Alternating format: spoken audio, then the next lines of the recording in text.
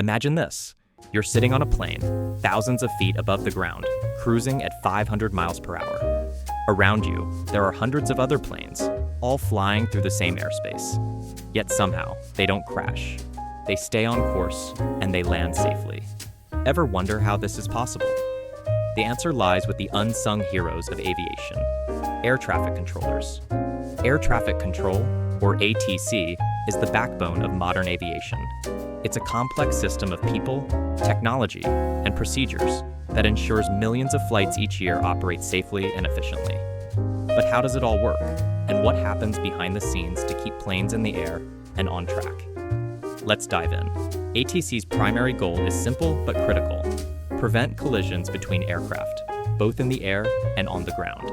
It also manages the flow of air traffic to minimize delays. This system operates in three main stages. First, there's ground control. Ground controllers handle everything that happens before a plane takes off or after it lands. They coordinate the movement of planes on taxiways, ensure there's no conflict between aircraft, and guide them to and from the runway.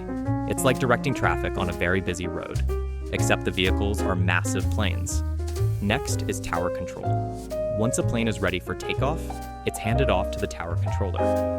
Tower controllers manage planes within a few miles of the airport. They give pilots clearance for takeoff and landing, ensuring there's enough spacing between planes to avoid accidents. Finally, there's en route, or area control. After takeoff, the plane climbs to cruising altitude, entering a phase called en route. This is where area controllers take over. They monitor planes in specific sectors of airspace, often using radar and advanced communication systems. Each controller is responsible for a specific piece of the sky, like a giant puzzle. One of the most fascinating aspects of air traffic control is its unique language, a precise, standardized form of communication used worldwide. Every instruction a controller gives to a pilot must be crystal clear to avoid misunderstandings.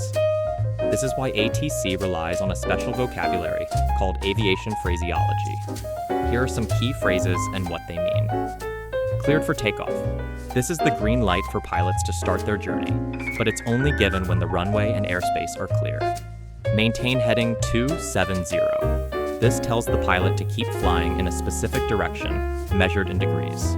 In this case, 270 means west. Descend and maintain 10,000 feet. This means the pilot should lower the plane's altitude to 10,000 feet and hold steady there.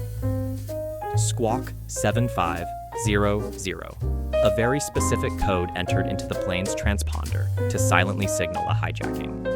Other codes, like 7700, indicate general emergencies. ATC avoids everyday language to prevent ambiguity.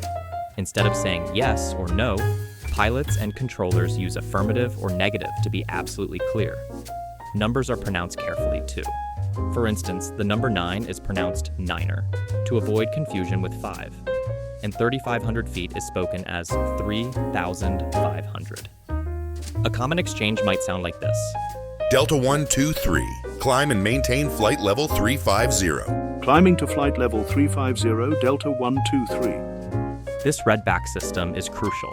The pilot repeats the instruction to confirm they understood it correctly, and the controller listens for errors. Beyond the basics, ATC has some interesting phrases in its history. For example, Wilco, short for will comply, is a quick acknowledgement of instructions.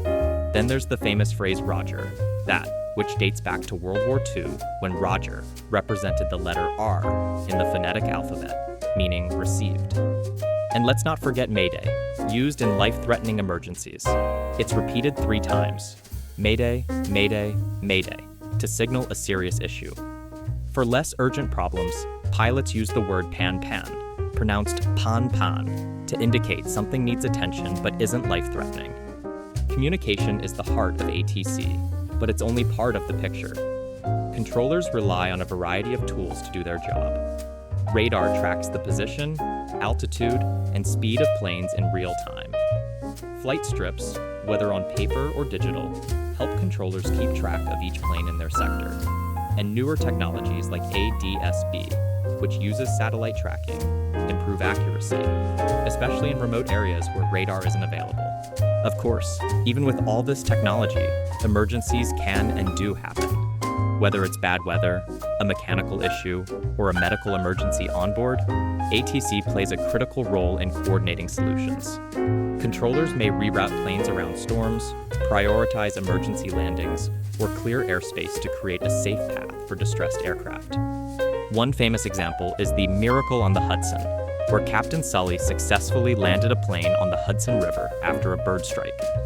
Behind the scenes, ATC worked quickly to clear airspace and coordinate rescue efforts. While technology plays a big role, ATC is fundamentally a human-driven operation. Controllers undergo years of rigorous training to handle high-pressure situations, make split-second decisions, and manage the lives of thousands of people every day. It's a stressful job, but one with immense responsibility and reward. So, the next time you're on a flight and hear the captain say, "We've been cleared for takeoff," remember the intricate system that makes it possible. Air traffic control is an extraordinary blend of technology, teamwork, and human skill that ensures we can travel the world safely. What do you think about the work of air traffic controllers? Let me know in the comments. And if you enjoyed this video, don't forget to like, subscribe, and share for more insights into how the world works.